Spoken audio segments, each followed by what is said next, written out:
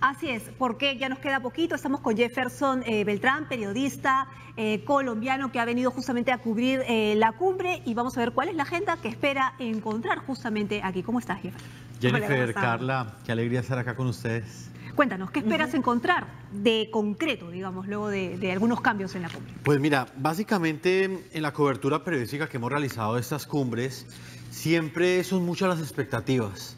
Y la gente en la calle se pregunta, ¿para qué nos sirven estas cumbres? Uno al final de esas cumbres siempre lee unas grandes declaraciones donde, en este caso, como por ejemplo aquí en Perú, muy seguramente va a estar el principal lineamiento va a ser el ataque a la corrupción en nuestros sistemas, algo que nos aqueja a todos los países de América Latina. Esto no solamente es de Perú.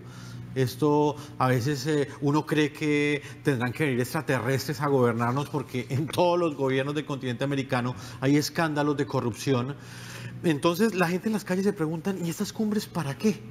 Entonces realmente ese es como el primer elemento que siempre uno trae a colación cuando hace este tipo de coberturas. En este caso en particular siento que hay unos puntos específicos en los cuales los mandatarios de la región tienen que ponerse de acuerdo. Uno de ellos es Venezuela.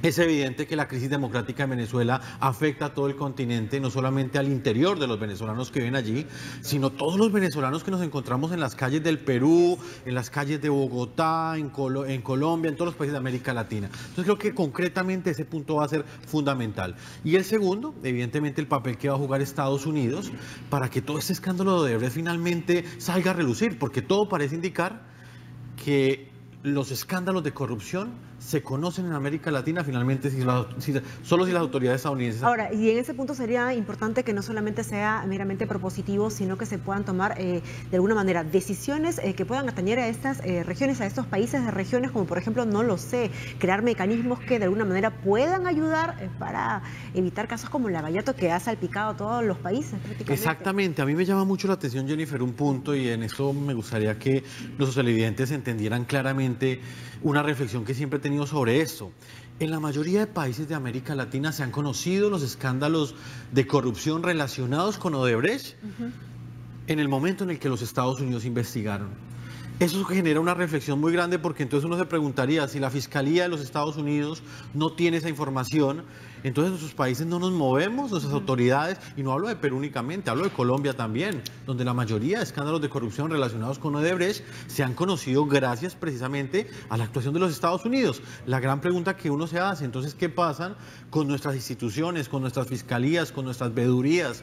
¿Están robándose el erario público, están robándose el presupuesto público y nadie se da cuenta? Claro, o es que pasa que solamente se ve las cosas que Estados Unidos quiere que se vean. Ese es otro punto, pero pensaría uno también que entonces, si no actuaran los Estados Unidos, entonces, ¿qué pasa con nuestras fiscalías? Así es. ¿Hacen parte de esa estructura de corrupción? Ahora, Jefferson, tú eres su director y también conductor de un programa muy conocido pues, en Colombia, y también acá nosotros evaluamos el tema de los medios de comunicación. ¿Cuánto importante es el papel que juegan los medios de comunicación dentro del destape de todos esos escándalos? Hay un punto bien importante en esta Cumbre de las Américas, y es toda la política de datos abiertos. Sobre esto hubo un foro el día de ayer en el marco de esta Cumbre de las Américas, y esto básicamente tiene que ver con la posibilidad que tienen los ciudadanos de saber cómo se está dando, en el caso de la contratación pública, en el caso del Estado, que todos los contratos estén a la luz para que los ciudadanos logren tener conocimiento de ellos. Eso es muy importante. Ahora, en el punto, los dos puntos importantes, en el de Venezuela, ¿tú crees que haya consenso realmente, teniendo en cuenta que estamos bien divididos con ese tema?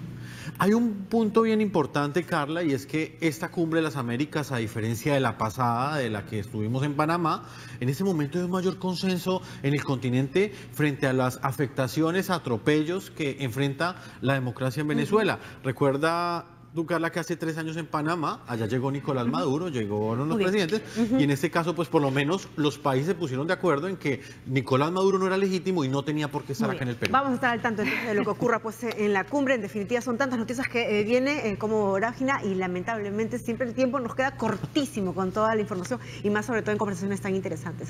Muy buena estadía en nuestro país, Jefferson. Bueno, un gusto haber estado acá con ustedes.